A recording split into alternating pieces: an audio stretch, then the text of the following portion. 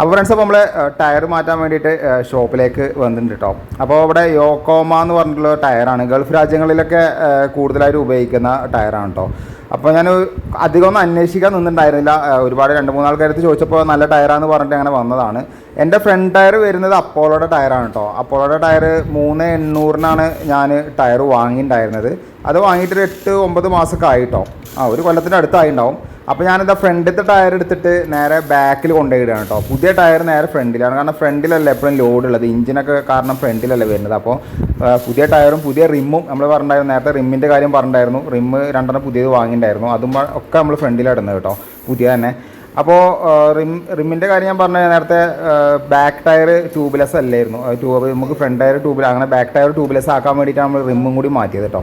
അപ്പോൾ അതെല്ലാം മാറ്റി ഒക്കെ സെറ്റാക്കി. അപ്പോൾ എന്താ വെച്ച് കഴിഞ്ഞാൽ അലൈൻമെൻറ്റിൻ്റെ കുറച്ച് കാര്യങ്ങളൊക്കെ ചെക്ക് ചെയ്യാണ്ടായിരുന്നു. പക്ഷേ നമുക്ക് കുറച്ച് പണി കൂടി കിട്ടിയിട്ടുണ്ട്. വേറെ ഒന്നുമില്ല, അലൈൻമെൻറ്റ് മാറ്റിയതിന് മുമ്പ് അതിൻ്റെ ഉള്ളിലത്തെ എന്തൊക്കെ സംഭവങ്ങൾ പോയിക്കണം. അതെന്താ വെച്ച് കഴിഞ്ഞാൽ ഞാൻ നെക്സ്റ്റ് വീഡിയോയിൽ പറയാം.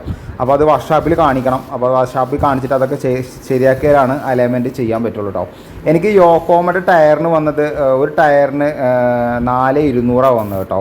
അപ്പോൾ 2 ടയർ മാറ്റാൻ എനിക്ക് വന്നത് 8400 വന്നത് കേട്ടോ.